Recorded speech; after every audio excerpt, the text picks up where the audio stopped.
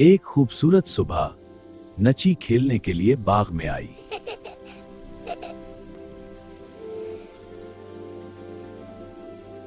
अचानक प्यारे परिंदे नच्ची के पास आ गए।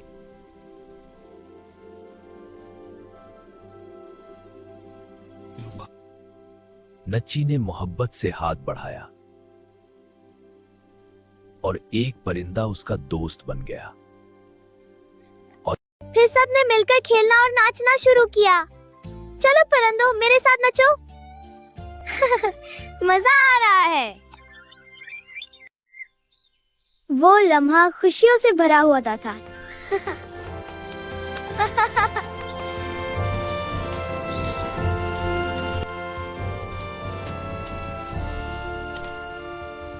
शाम हुई और नच्ची ने अपने नए दोस्तों को अलविदा कहा